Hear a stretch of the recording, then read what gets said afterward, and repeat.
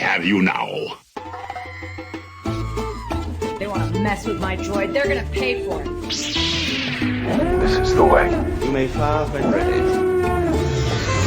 Blow that piece of junk out of the sky! The way you're fighting, you wouldn't have lasted long. Hello there.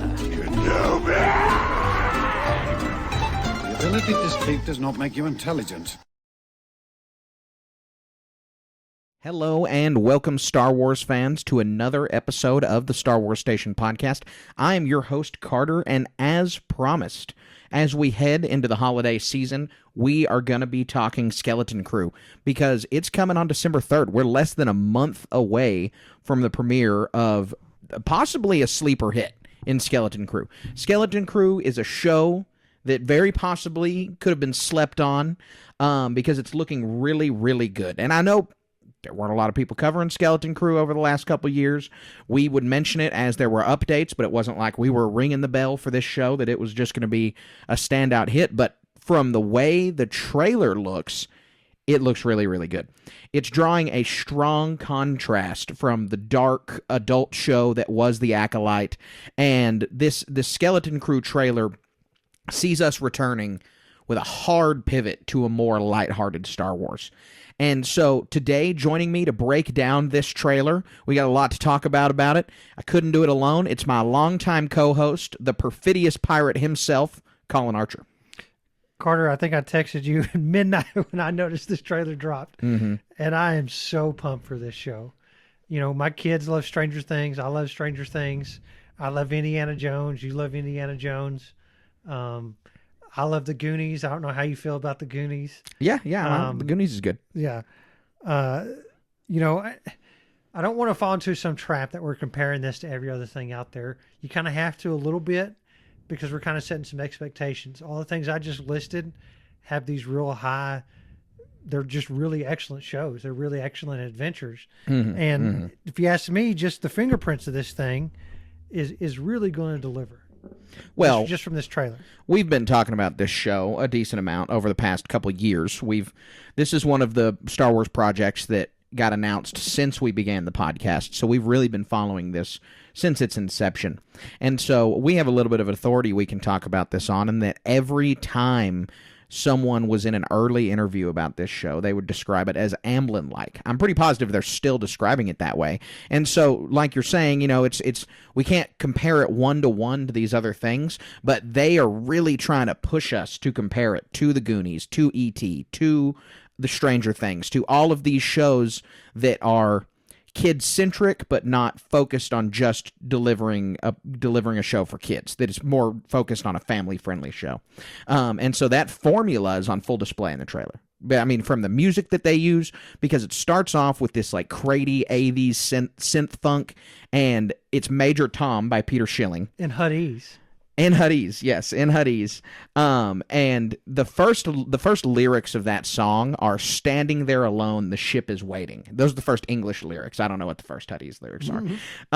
But that's just already foreshadowing the way the show's supposed to go. I mean, it's just this exciting, lighthearted. It wants you to have the Stranger Things feel. This is set in the Star Wars 80s as far as they're concerned. That's what they want. That's what they want you to feel like. Well, there's a particular scene we're going to get to that telegraphs this. Yes, yeah, absolutely. So it opens up scene-wise. We've got Wim and Fern, and you wouldn't know that from the trailer, but those are the kids' names. The girl's name is Fern, the boy's name is Wim, and they're sitting outside the principal's office asking why the other is there. And so there's some details about this trailer that if you didn't see the teaser trailer, you may not immediately assume. Like, we can safely say that is the principal's office because we saw their school and their school bus in the last trailer. But there's actually no indication that that's the case in this trailer. But they're sitting outside the principal's office, you know, why are you here? And this is already like a kid's show trope. This happens anytime there's a television show that takes place in a school, sitting outside the principal's office is a well-known trope there. And so this already is a closer to real-world Star Wars than we've gotten before. Like a movie from the 80s called The Breakfast Club. Yes. Yeah, like that. And so when they're answering each other on why they're in there, the first thing we see Fern flying her speeder, weaving in and out of traffic. It's got that big suburban feel in these scenes right here where they're on planet Suburbia. in Star Wars. I mean, every shot from this planet makes it look like it's, just outside some major U.S. city. So I've seen some pushback from some bomb throwers on this. Dude, you need to get over it. The galaxy is huge. You can't. We're underselling how big the galaxy is every time we think and talk about Star Wars. We're talking about an Anakin Skywalker saga. We're talking about Han Solo and a couple of movies here and there. These movies, the galaxy is huge. Yep. Not only does this planet exist, 10,000 other ones just like it. Yes, and that's underestimating it. Yeah, exactly. No, absolutely. And so you're right. People are throwing bombs at it, but you just have to immerse yourself. And that's the direction that they wanted to take the show. And it looks like it's going to be a good direction anyways. So that's the excuse Fern has that she's at the principal's office. And these are cut together like a trailer. We don't actually know if that's why she's there or not. It's really, they're asking that question and then showing you that to kind of demonstrate the personalities of these kids. Yeah. I mean, we even got this from the teaser trailer back then. It's the kind of, in a sense, what we're facing. Too young to explore the range, and not we're not going to be there to explore space either. These kids want to explore space. They know there's a whole galaxy out there, and they're stuck in school. Yes, yeah. And so then for Wim's part of why are they there, we see Wim tumbling down a hill towards what we know is the crashed spaceship. That's the whole moving the plot, the whole movement for the plot for the first episode is them getting in that spaceship coming off, because there's a lot about this show that is not exposed in this one trailer. So again, if you've never listened to a Star Wars Station episode before, this is your first one, you haven't heard us talk about Skeleton Crew. Well, the premise of the show is that 4 kids are going to go off on an adventure in the Outer Rim. Lost in space, they find a spaceship buried on their boring home planet, and it takes them off into hyperspace into the Outer Rim. And that's the big, wide gist of what Skeleton Crew is going to be about.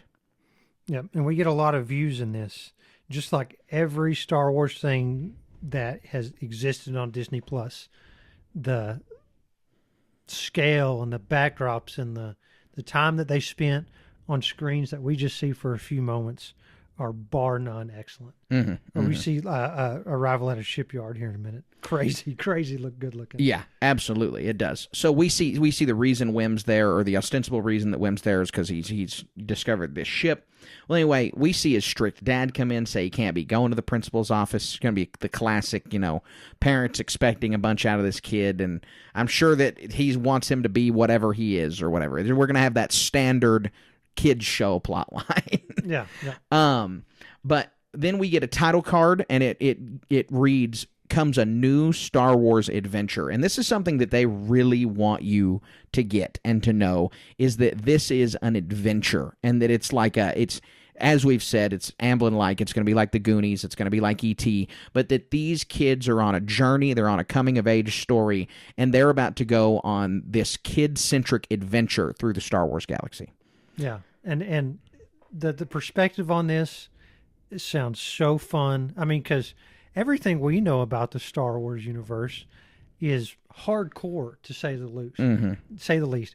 Gangs, not in this case, but Imperial factions just coming in and do what they want, and that's negative things. But the Jedi, their requirements are so high that most, even talented people don't get to be Jedi, right?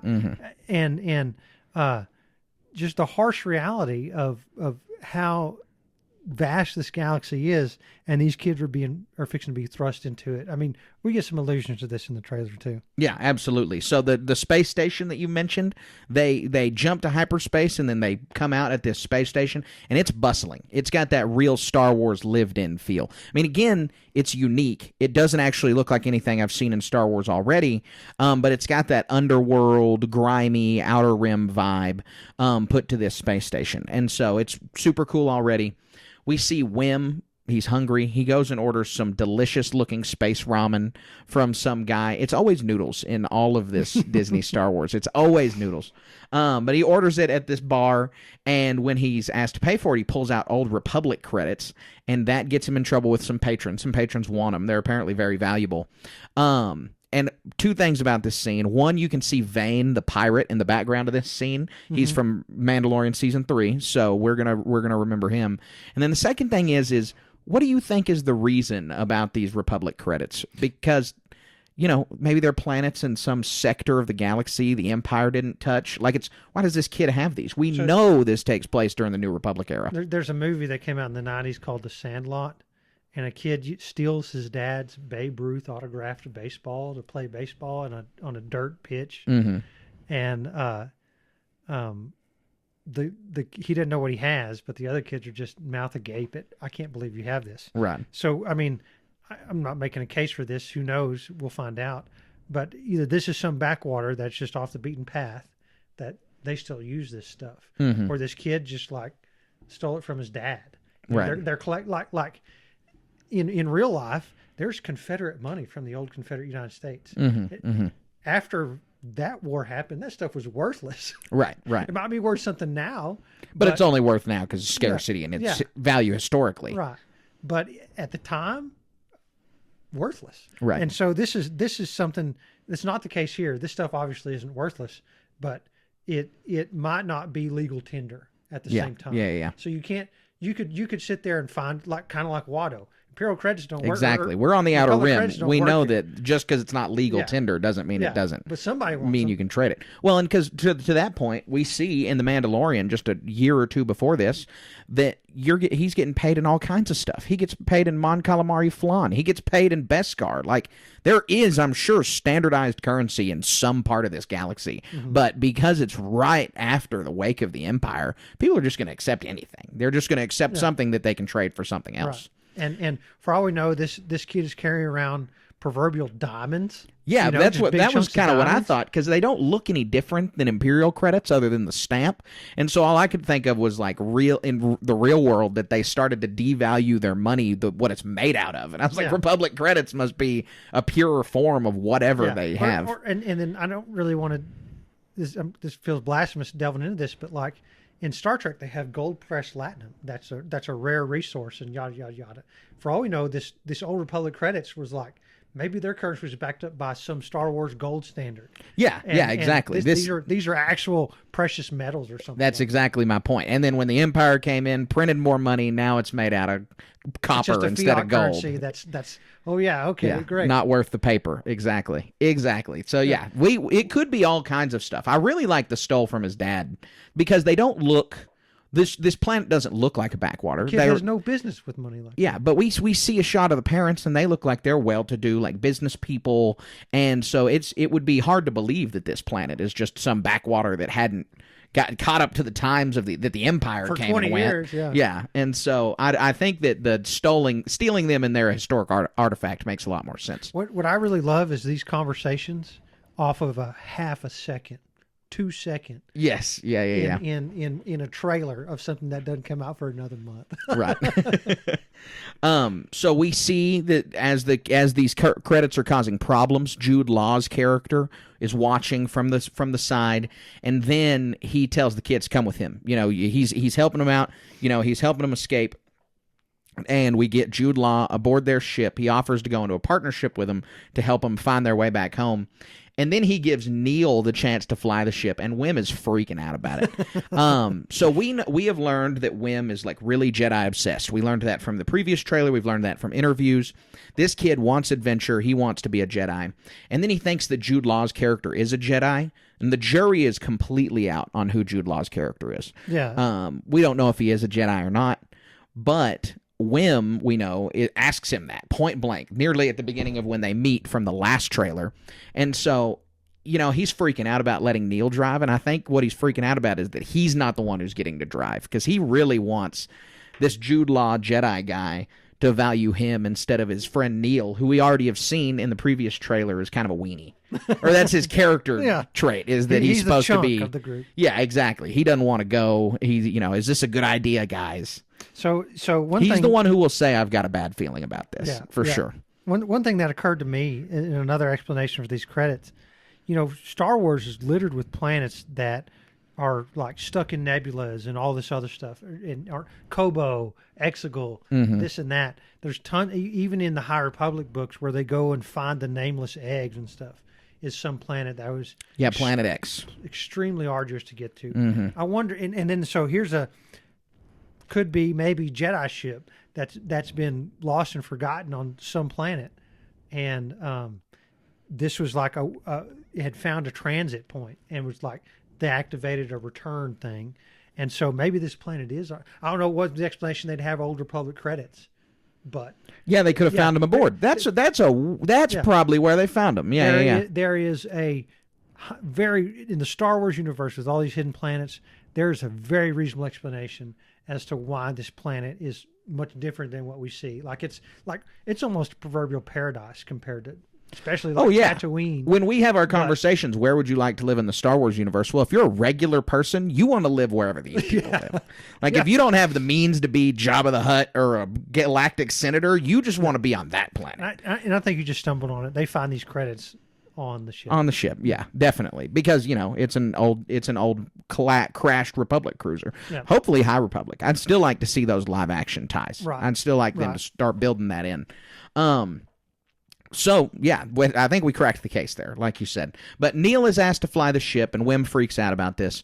And then the Major Tom chorus starts again, and we get a big quick montage of just things happening in the show. Pirates begin pursuing the kids, and then there's a pirate monologuing during this montage with like a really classic pirate sounding voice. I mean, it's just Captain Barbossa from Pirates of the Caribbean. Yeah. So we see a K-droid absolutely throwing hands with someone. I mean, he is 1-2 classic boxing this dude, and it is hilarious. Yeah. And then we see a shot of the parents worried about the kids. Wim's parents specifically are talking about how they've got to go and get him back. They can't just wait for him to turn up. And we see a droid standing behind the parents that just looks like he's their butler. And then right immediately after, we have a shot of the same type of droids searching in a dark place. So assumedly at some point those droids run across the kids. Yeah, and so these droids don't look like anything else we've ever seen. And so there's lots of explanations for this. I think the most logical one is just the creativity of the people who made the show. Mm-hmm. They want to make more cool stuff. Yeah, new class of droid. That's obviously what it is. But in lore of this thing, it lends more credence to this as some less traveled backwater. They'd make their own stuff. Yeah, I mean, because they're still protocol droids. They have different heads on them. They look a little different. Well, and so the parents, they have clothes on that look really similar to what Mon Mothma wore in Andor, or what we see like the Alderaanian royal family wearing. Like they're dressed pretty affluently. And so my theory was that maybe they make droids. I mean, the father is clearly educated. He cares about his son's education. He's supposed to be that quintessential parent. So I think these people make those droids. They own a droid factory. Yeah. Wim's supposed to come take over, learn the droid factory business, and he doesn't want to do that. He wants to go be a Jedi. Right. And so that's why that's what my hunch is that these are made specifically by them. So we see the droids searching for him in a dark place, and then we get a cut to a crazy tentacled monster. Kind of looks like a big boar gullet. Looks like a giant boar gullet. And that was my immediate reaction when I saw that tentacle come on screen. We then get a shot of a planet that looks like Cantonica, and I'm pretty positive is not Cantonica. Because of the way, just played Star Wars Outlaws, that's in the game, and you see kind of the topography of Cantonica besides Canto Bight itself, and this does not look the same as that. So I think this is just some different casino planet. Right. And X-Wings are flying in the background in this scene, so the New Republic is probably here in some capacity. Yes. What's his name in The Mandalorian? I wonder if he'll make a crossover. Yeah, Carson Teva. Teva. I bet he will. You know, he's this thread, because we keep referring to this part of the universe as like the Mando-verse. Obviously, it all exists within the context of Star Wars, but we've had a series of events and shows take place here. It's been The Mandalorian, The Book of Boba Fett, Ahsoka, and now Skeleton Crew. They've all been made or assisted by Jon Favreau and Dave Filoni, and so this ties in with all of that. It wouldn't be crazy to imagine that Carson Teva does create that through line here. Right. Because I just don't see... I mean, we're not getting Mando or Grogu themselves in the show, but they're out there in that less charted Outer Rim. I wouldn't be surprised if maybe we got some kind of Carl Weathers cameo before he passed. I don't know when his passing was in relation to the filming of this show, but it wouldn't be hard to believe that they'd get Navarro or something like that. Yeah, for sure. So, I mean, these kids are all over the place. Space station, some rich guy's palace, you can say, and what is this, 8 or 12 episodes? They're going to go all over the place. Yeah. Well, and it's going to be very interesting based on what we see with the New Republic. If we're getting some lines about Thrawn or about a coming threat, because we don't know if this takes place after Ahsoka or not. Right. And so, depending on what the new because we've seen this trend already in dialogue from Ahsoka that referenced the events of The Mandalorian Season 3. Right. And so we got to see where that fit together, and Carson Teva's spot in the story. Well, if he shows up again, he's going to deliver some kind of line about the events of Ahsoka. Just so we can fit this on the timeline somewhere. So we then see, after the crazy monster and after Cantonica, it starts to slow down for a second as that pirate narrates, and that pirate says that, you know, there's pirates chasing after him, and that there's booby traps, and we see a cut of a booby trap. There's like this skull, basically. I don't know a better way to describe it. Face that looks like a skull, and it opens up in between it, and there's a big laser. It's a cool Star Wars booby trap. We're gonna get a lot of those. It's a Star Wars version of a Goonies booby trap. Yeah, and so I'll go out on a limb and say there's some sort of really cool Zepho type puzzle solving, you know, Goonies-esque, but with a Star Wars spin on it. That's using these kyber crystals to they're going to find some artifact or something like that. Yeah. No, I don't think that's it. I don't think that's a crazy guess at all. So we see that head in the booby trap, and then the very last scene of the trailer, we see the same large, mysterious skull head thing, and it's big. It's like person-sized or bigger. And we see, at least the way it's cut, the group of kids and Jude Law's character like looking at this thing and finding it. Yeah. Now again, that could just be trailer magic the way it's cut, but assume they're looking at it, because it does look like they're in the same room. Yeah. So your theory on the head is the Zepho. Well, not Zepho-esque. Not the Zepho specifically, but the Zepho. But I mean, we're talking about a guy who was lost. You know, one of the really fun themes about Jedi is there's so many of them that were doing so many things that were just lost, crashed like this guy did, and was never found, we assume. And I think that's a safe assumption. And there's basically unlimited treasures. I think in one of the last podcasts did, what would be your profession? And it'd be artifact hunter, you know. Yeah. I'd be the Star Wars Indiana Jones. I mean, this everything. This has so many fingerprints of something exactly going on. You know, lost tomb or something like that. Right. Holocrons, Sith holocrons. You know, and then like. There's so many tropes in this. You know, we see, like we talked about a Cantona-esque planet, and here's the big rich guy wanting to get his hands on whatever they're looking for. You know, I can't believe you've unearthed this ship. You've got all these clues. You know, I'll give you a bunch of money if you turn over whatever you find, type thing. Right. So, yeah. I like the theory of the Zepho-esque reason, because it almost has to be some kind of ancient species, or at the very least related to the Jedi and the Sith. So this is a TV show, so most of the time we've seen in Star Wars TV them not go way out on a limb and introduce some crazy radical concept. They normally stick to things that Star Wars fans previously would have seen. Ahsoka takes the biggest leap with the Witches of Dathomir, which existed prior in canon many times and was finally brought to live action to see if, you know, fans would accept that or not in live action, because as we always talk about, live action is obviously getting the most watches by far. And so this next step on what could they bring to live action that people would accept is really interesting because I don't think they're going to just do something whole cloth. I don't think it's going to be new. Even if it's something different than the Zepho, it's Zepho-esque because that was introduced in the game first. Right. It's rare for them to try out a concept on TV.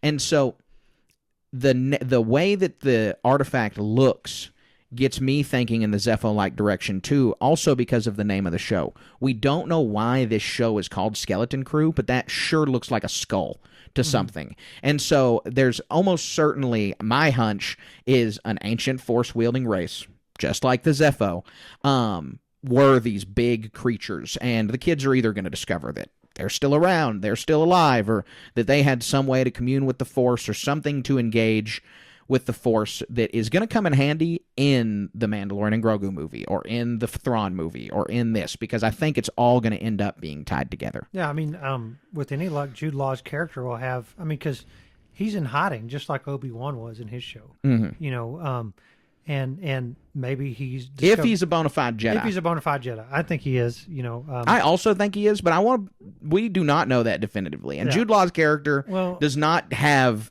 Jedi good guy vibes in any of his behavior we've seen so far. So my only point is, this is going to be one small building block that creates an awesome show of a Jedi redemption arc. You know, when we were watching the Obi-Wan show and he's this dejected dude carving up meat in the desert, great dragon meat, you know, it was kind of, I don't know what the right word is, you know, we knew what the end result was that going to be. Yeah, we could see that he was sad, but we know, just said that. So in this case, this is a new guy we've never heard before. And the seeds have already been planted. Is this guy really a Jedi? So we have this unique discovery adventure and opportunity here that commingles with these kids. That's going to just be over the top cool. Yeah, absolutely. Another point I want to make is, I forget what you had exactly said, but the success of the show, when it comes to Stranger Things, one thing that was so cool is that, you know, it was touted, it was talked about like, oh, well, this is a TV depiction of real life people stepping into their D&D characters or something like that, and discovering something that are really unique, the Upside Down that's plaguing their existence, right? And so, with the Goonies, it had this mythos with it of discovering a pirate's treasure. You know, this came out in the 80s. And I think because of that movie, I walked around my neighborhood, made up fake maps and stuff, you know, trying to find the treasure somebody had hidden. And I live in Texas. There's no pirate's treasure, right? And then what's some of the other things that we've talked about comparing? Indiana Jones, artifacts, you know, booby traps, and even still. And so that's where the goal, I think, is like, so what I'm going to do personally when this TV show, December 3rd, we're gathering up. I'm cooking dinner. We're sitting down in front of the TV after dinner, during dinner, whatever, and we're going to watch both of these shows as a family. And so, because if they're able to pull all this stuff off, if they're able to create this allure, you know, we know there's pirates, we know there's artifacts and booby traps and stuff. I think the only other thing missing is some sort of like prophecy or legend or something like that. Right. Which we're certainly going to get from this skull that we see at the end. Yeah. And then there's this fantasy of discovery of like a kid stepping in his own shoes, wanting to into these characters' shoes, wanting to be something more, you know, staring up at the stars and all that stuff. And I personally think I'm invested in that. It's a formula for success. That after these 2 episodes, my kids are going to be like, when does this come on next? Sure. I'm going to go to school and ask these kids, my friends, because that's what they do with Stranger Things. You know, they're too old for Goonies. They don't process that old movies very well. But they've seen all the Indiana Jones and do like those. Well, the thing that you're saying about sitting down your whole family, I mean, that's what they hope is going to happen. That's what they want. That's what they need. They held it for the holidays. We still don't specifically know the reason, but it's certainly because they have a plan to capture families and to capture that kind of spirit and joy around the holidays. And they are clearly trying to target kids because we just had Halloween. And where you live, y'all don't get a whole lot of trick-or-treaters. Well, new house. I don't know about that. Yeah. But we got trick-or-treaters. I didn't see a kid in a Star Wars costume. And I think that Star Wars fans around the country, around the world, are really seeing kids not be interested in Star Wars. I mean, you've experienced this with your own kids. And so they need to have something that's really going to capture kids and really going to sell them. And I think they're hoping that that's what this is. I'm hoping that's what this is too. Because if you can get the kids interested in Star Wars and talking about it at the lunch table, well, then that just secures the next generation of Star Wars. That just secures that people are going to be interested in it in 20 years. And another thing, the low-hanging fruit with this would be to transition it right into an animated series or something like that. Mm-hmm. That would really get those eyes on the screen that people would love. Yeah, absolutely. Well, we're hopeful that Skeleton Crew is going to be good. We're going to be looking out. We're going to be bringing you guys the coverage week by week as it comes out, like we always do, and we're super excited to talk about it. But now we're going to head on over to our next segment. One other thing, I don't know if this might be news. I may be jumping the gun. The blue kid, he's not in Ortolan. Oh, yeah, no, he's not. Yeah, that's kind of a letdown, but oh well. Well, they did it because they'd already established in canon that they don't have legs. Yeah. Hard to do. Yeah, very hard to do. Yeah. So our next segment is the How the Force Works segment, and for those of you who are new to the program, this is our Patreon-powered segment where our Patreon subscribers ask us a question. We answer it here live on the show, and so we're going to head on over to the How the Force Works question. That's not how the Force works. All right, Colin, so this question comes from Patreon subscriber Blake, and it asks, where on the timeline is Skeleton Crew? We kind of answered that, but I think it's important for us to at least speculate on where it really is, like where it's going to fit for sure. And I think there's going to be a little debate on that. Yeah, I mean, it can exist anywhere, I think, but not except the Old Republic. Well, except for, any time before the X-Wing was invented. Yeah, any time before the X-Wing. You know, I mean, it had to be right after the Empire. Because the pirates are just too rampant, maybe. Well, Vane is a repeating character. Yeah, so we know that we know this is a New Republic show. Yeah. But the issue is when in the New Republic. Is it before his encounter on Navarro or after? Yes, and then even if it's before or after that, we then have to determine if it's before or after Ahsoka. You know, who was the main pirate that Vane worked for? Gorian Shard. That dude was cool. Oh, yeah. I think I would hope he was still around. And so my hope, I don't know what it actually is that maybe, it's not just Vane in here. It's Gorian Shard up to some shenanigans. Yeah. I think my hunch, at least, is that this is past Gorian Shard, unfortunately, because I agree with you. Great character. Really well designed.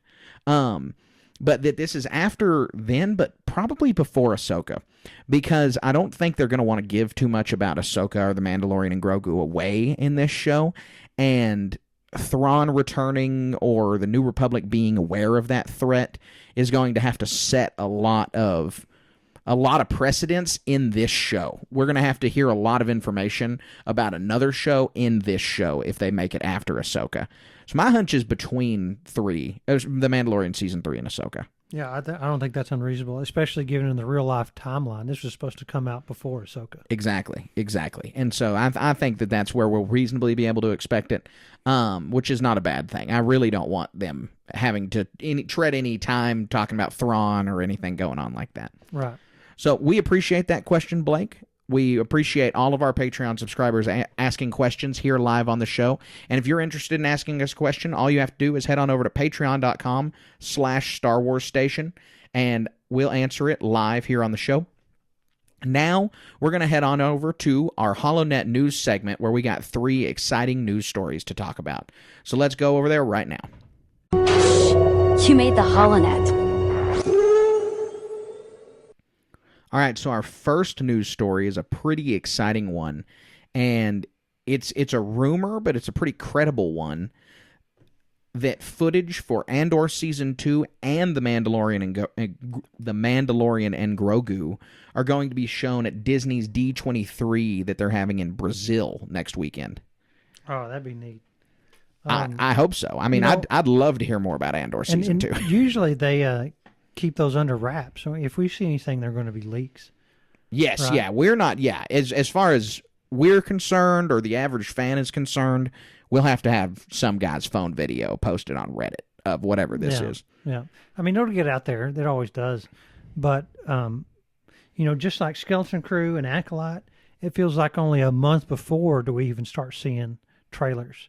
And so seeing a bona fide trailer for Andor Season 2, that's not happening until next March, May, hopefully. Hopefully, because we don't know exactly when it's going to come out. We're pretty confident it's going to come out in the summertime, but we don't know that.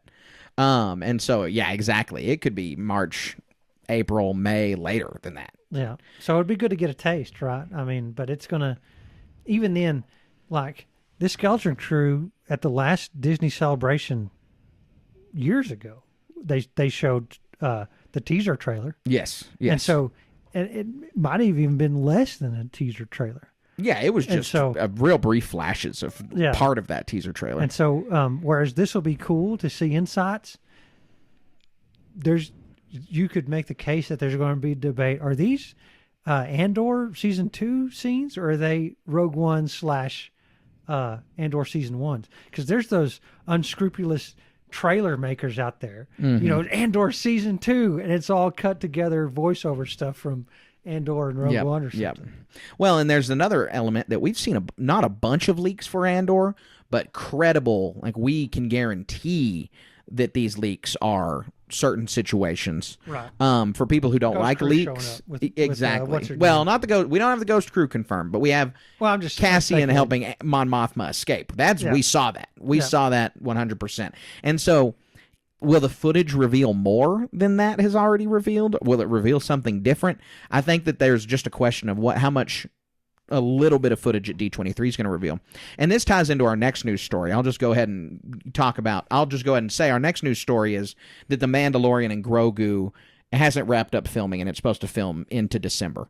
Well, this D23 Brazil's next week. It's the middle of November. And so Mandalorian and Grogu isn't even done yet. Obviously it's not done yet, but it's not even done filming yet. So what film and footage could they even show at D23 is my concern. I know they filmed a bunch, but I'm curious how much of that is processed and ready to go and is edited how they want and to look like it's in the movie, because nearly every shot has CGI. That's just the nature of filming in the volume in the first place. Back in the 90s and early 2000s, I haven't noticed it in a really long time, but they would do months and months and months before a movie would come out, a teaser trailer of some. I can't remember. I can't give an example. It's been too long. They do a teaser trailer, and in this teaser trailer would be scenes that never appeared in the movie because of exactly what you talked about. These were like hacked together, hacked out of filming scenes that were like, yeah, show them this and show them that. And they just were cut out of the final product. And so that was always a fun little Easter egg thing, I guess, in a sense. But I haven't heard of that trope in a really long time. Oh, well, it happened with Star Wars. It happened with The Last Jedi. There were multiple shots in The Last Jedi that were in the trailer that never made it into the movies, but this is a pretty time-honored Star Wars tradition. Well, there you go. Kylo Ren igniting his lightsaber, the iconic Force Awakens lightsaber ignite, is not in that movie. It's only in that trailer. It was a big part of Disney actually taking over Star Wars that this happened in a lot of their movies and in a lot of the trailers leading up to the movies. It happened a little bit also with like Revenge of the Sith, but it happened a lot in the Disney era. Yeah. And so it is like that though. I'm kind of expecting that's what the D23 Mando and Grogu shots will be. I think we answered the question. Andors are probably real. Andors are probably, because they're done with whole episodes at this point. But they're just waiting on release dates. Yeah, exactly. But the Mandalorian and Grogu, that one is not close to done. I'll have to say, I hope it doesn't give too much. Grogu has his first, the rondelle we talked about. And so the Mandalorians have to earn their armor or make it out of basic stuff, probably themselves, with how they do. And so that's one of the great hopes. Two things, the great hopes with with the Mandalorian in general, not necessarily a movie, but there's going to be some large triumph in a whole movie, right? And so either Grogu speaking or having more additions to his armor is just over the top cool. And I please just beg, don't spoil anything like that. Or creating a lightsaber. I mean, he could, and not being a Jedi, wielding a lightsaber, but as a Mandalorian, creating a second Darksaber. I mean, there's a lot of possibility with Grogu. You're right, and we'll get something. We will get some mega milestone. Yeah, helmet but it's there. There need to be like betting odds. Does he talk? Does he get a helmet? Does he get a lightsaber? And I'd probably say for the movie, my guess would be the helmet. Yeah, I mean, there's no telling. It's going to be cool. It's just way too many possibilities here, because in season 3 we had this meshing of society somewhat, of because the big deal is not taking off your helmet, and so I can't imagine Grogu never taking his helmet off. And from the perspective of as he ages and becomes more wise, in being some sort of quasi Yoda surrogate, him not empathically imparting his wisdom as his species is known to do would be kind of lost if he's hiding his face behind a helmet the whole time. Well, I mean, I can tell you right now, they won't make him wear a helmet the whole time. I can guarantee that, because Baby Yoda, we won't call him Grogu because we're talking about the product now and not the character. But the product of Baby Yoda is exceptionally successful for a lot of reasons. One of them is that he's so cute. And why do people think puppies are cute? Well, a lot of times it's because you can't see the whites of their eyes. They got these big, black, just void eyes that looks adorable. Well, who else has big, black, void eyes? It's Grogu. Yeah. And so they can't cover up those eyes. And, that's something that I think we've talked about before and that's come up, is that can't make the cash cow wear the helmet all the time. Right. Now, the part of him being a cash cow will be giving him a helmet, and so you're in a little bit of a catch-22. But my theory is when we see that statue of Tar Vizsla in the Forces of Destiny little web cartoon, Sabine shows Ezra that statue on Mandalore of Tar Vizsla. He has the traditional Mandalorian helmet on, but the T-visor is actually cut out. It's like an old Roman or Spartan helmet where it's got the cut-out face mask. And so I think Grogu will do that. I think that he'll be, that's not unreasonable. Exactly. First Jedi Mandalorian didn't wear the T-shaped face covering. This one won't. Then you can see his eyes, and he'll just have the little flick down thing that Boba Fett has to be able to do any of his little technical bounty hunting thing he needs to do. Yeah, very cool. That's my assumption. So that's 2 news stories. We got one more left. Seeds of Starlight, a new High Republic book, is coming out. It's a new High Republic audio book. It's only audiobook only, which is pretty interesting that they do that. But it's not an audio drama like we've heard in the past. This is straight up an audio book. Yeah, this one's follows some Jedi Padawans, right?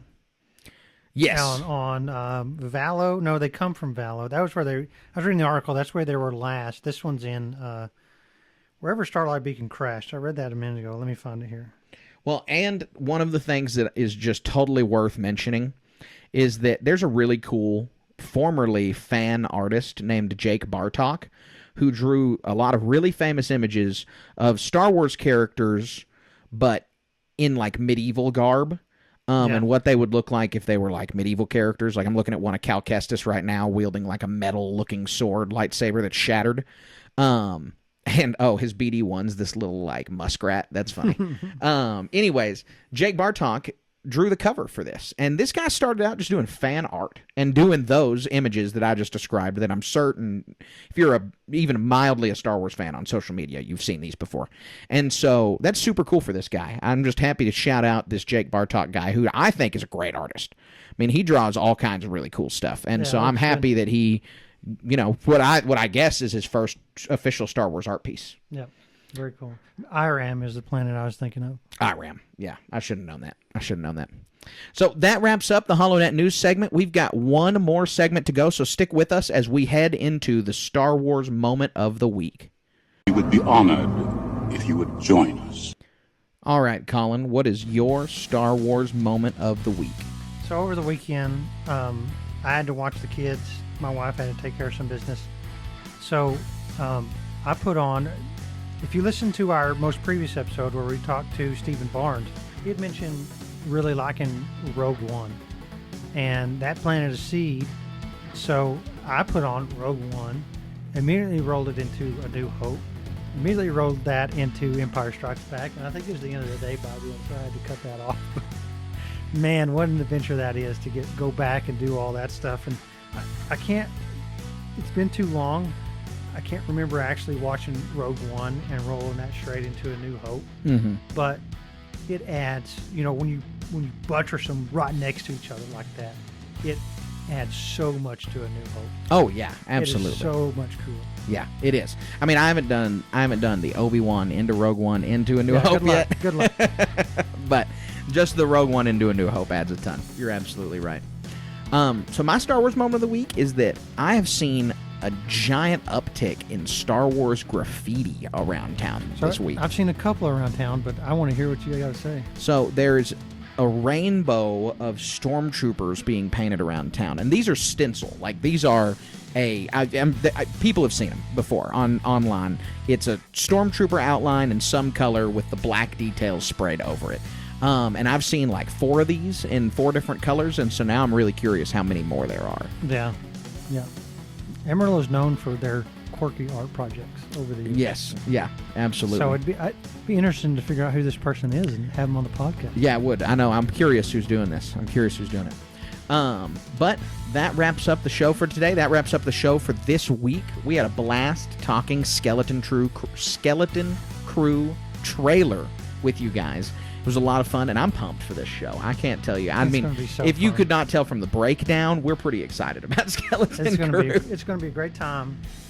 There's, just in this 3-minute trailer, there's so many details that, we could expand this podcast in 2.5 hours going over every minutia. Mm-hmm, I saw this ship, this alien, this person did that. So cool. Yeah, it's going to be a blast. We're super excited to cover it, and we can't wait to do that with you guys in less than a month. It's less than a month away now, and we are super pumped about it. But if you're a fan of the Star Wars Station, you can find us all over the internet. We are on social media. We are on Instagram at starwars.station, and we're over on Twitter at SW_station. You guys can find us on Spotify, Apple Podcasts, YouTube, and whatever your listening platform is of choice. We ask that you give us a like, give us a subscription, 5-star review on Apple, on Spotify, and check us out on Discord. We've got a great Discord. We've got a great Facebook group, Star Wars Station Cantina, and a Facebook page, Star Wars Station. Yeah, and twitch.tv/station media. Yeah, absolutely. Check us out over there. Not much going on there, but I might be painting some models soon. You never know. Soon. Yeah, absolutely. We played all the games. We had a good time with that. We did. We streamed Space Marine 2. We streamed Outlaws. Right now, I'm super into Dragon Ball Sparking Zero. Probably not going to be streaming that because we don't got Dragon Ball Station. Never would have guessed that. But great game. But I'm glad you're playing it.